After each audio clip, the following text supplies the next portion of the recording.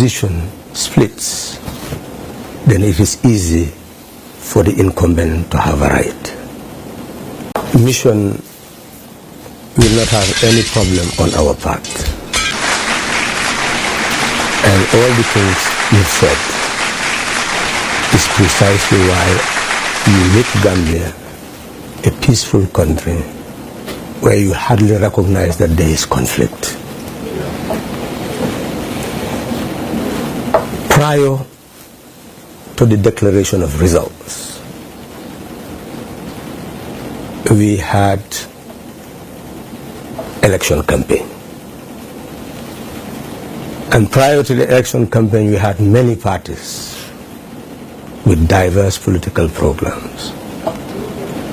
But because we do not have a second round of voting, we felt that if the opposition splits, then it is easy for the incumbent to have a right.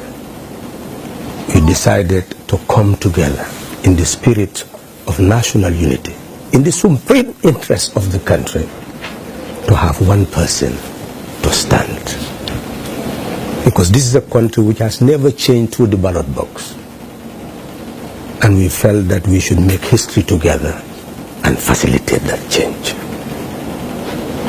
So throughout the campaign, what we told our electorate is that we are trying to unify a nation, unify the ethno-linguistic groups, unify the religions, unify the gender, unify everybody so that this country can have a new start. That is the ethos of the coalition. In the campaign, we told our supporters that selecting a leader who will be entrusted with the responsibility of managing our resources, our military apparatus, security apparatus, to ensure that we have progress and freedom does not require insults, does not require conflict. What it requires is sober minds capable of making informed choices. So all the predictions that the campaign will lead to violence, of course, as you know, there was no violence during our campaign. You will see the current president-elect and the incumbent having their convoys going side by side. That's what happens during the elections. So we went up to the declaration of results. And the incumbent called the person who was declared the winner and said in no uncertain terms that what happened is the verdict of the people and the verdict of God. And then said his doors are open, let him create the agenda, and there will be cooperation to facilitate a smooth transfer of power. As you said, everybody jubilated. The unexpected has happened. Gambia has made history, both the incumbent and the president-elect.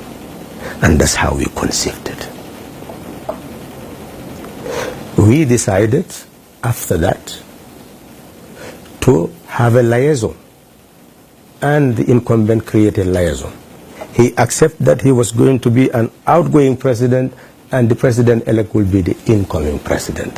And the liaison started working. They had an agenda to see what to tidy up, such as the release of prisoners, those who are in detention with us, to tidy up so that it will be a goodwill gesture as we move towards the inauguration. We also agreed that we'll form two teams, transition teams. The president-elect formed his team, wrote a letter to introduce the team to the incumbent. But on the day that the letter was to be handed, they said, an announcement is going to come. So wait for the announcement. And what was the announcement? I reject the elections. I've annulled it. We are going to have fresh elections under a new independent electoral commission.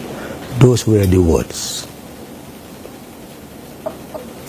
We, from the very beginning, told our electorate and everybody that the rule of law, good governance, human rights, respect for human rights, democracy, these were unnegotiable.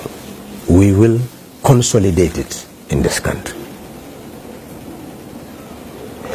We believe that the Independent Electoral Commission is the only authority empowered by the Constitution to declare results and to declare a winner.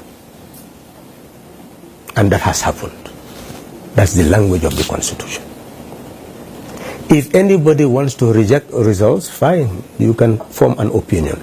But if you want to challenge it, you go to the courts. And you have 10 days to do that, to the Supreme Court. That was not the way he took. The road he took was to reject, annul, and declare that there will be fresh elections under another Independent Electoral Commission. That you should note. That is the route he took, and that is the source of the crisis.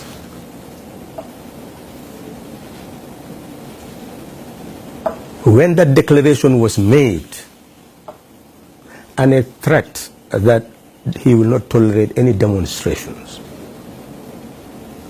the coalition met, reviewed the words, reviewed the letter, reviewed the spirit, and we saw that the spirit was no longer calling for peaceful transfer of power. It is calling for confrontation. And the coalition said that it is not interested in confrontation. It will not take part in confrontation. No demonstration will take place because the Constitution will prevail. The language of the Constitution says that the Independent Electoral Commission will declare the winner. But since election takes place within 3 months before the end of the term of office of the incumbent, we read the Constitution well, got our legal advice properly, and knew that the incumbent is still effectively the President of the Republic of the Gambia until his 5-year expires. And that is in January 2017. So the President-elect made a declaration that he is declared elected by the competent body. And according to the Constitution, which has no ambiguity, he is to assume office on the day that the term of office of the incumbent expires. That is the order and command of the Constitution. So he issued a statement indicating, having been elected, all my supporters should focus on the day that the Constitution says I should assume office. And don't quarrel. If you see the soldiers in the street, know that the incumbent is still the President of the Republic of the Gambia. The institutions are under his control. He can order soldiers to go and be deployed anywhere. See them, go about your business. That was the language of the President-elect issued, and we'll give you all the addresses, copies of the addresses that he has made so far before you leave. That was the language. And when he gave that address, and it was a very trying moment for the nation, for the coalition, he added that both he and the incumbent were born in 1965 when Gambia became independent. They are duty-bound to ensure a smooth transfer of power. And that he, in his own language, intends to invite him as the second president of the Republic, along with the first president, to his inauguration. So one cannot talk about inflammatory remarks here. It has never been part of the language of the President-elect. Not during the campaign period, not after the declaration of results, not after even the issue of unconstitutional statements. So in short, the address was tempered with maturity, reason, and constitutional authority. That was the position of the coalition. The next day, there was a reaction on TV, not from the incumbent, but from a source from his party, that they were going to court. Eventually, we heard that they have filed. Heard. That's hearsay to us. Because President-elect is not part of those who are served. So we don't know anything about their court case because we are not party to it, we are not served. It seemed like the whole case is about the anomalies caused by the Independent Electoral Commission, which fits more into corrupt electoral practices, and you take people to court for abuse of their authority. We don't know how that links to election petition. We don't know. We don't know anything about it. We should not be quoted in any manner about their petition. We don't know anything about it. Zero knowledge, apart from hearsay. So consequently, the ECOWAS came. And this is simply what they were told. That the Constitution of the Gambia empowers the Independent Electoral Commission to conduct elections and declare results, and that has happened. We went through a process of trying to have transition where we set up teams, and the teams would have met, look at the ministries, know their strategic plans, know their programs, know their projects, their action plans, know their budget lines, the public corporation, the same thing, and then facilitate dossier being created to be handed over to the shadow cabinet to prepare to govern when he's inaugurated. That is the language of the coalition. And that was said to the ECOWAS heads of state who came, that it is at that moment when we should move forward is when this declaration was made, which was unconstitutional. And we reacted to the unconstitutional declaration. And in terms of their court processes, we know nothing about it. And emphasized to him that the way we calm the supporters of the president-elect is to focus their mind on constitutionality, to tell them that the incumbent is the president, outgoing president, up to the end of his term, and on that day he is going to assume office, and therefore let everybody prepare for that inauguration. And as legal minds, starting a judicial process does not negate constitutional rights.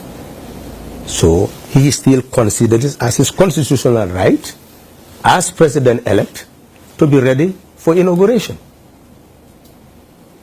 and prepare for that inauguration. That is the message to the ECOWAS.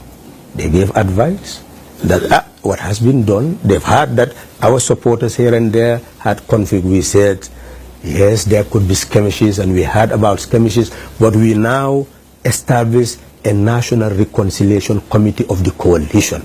Anywhere we hear conflict, we send them there, and we have solved.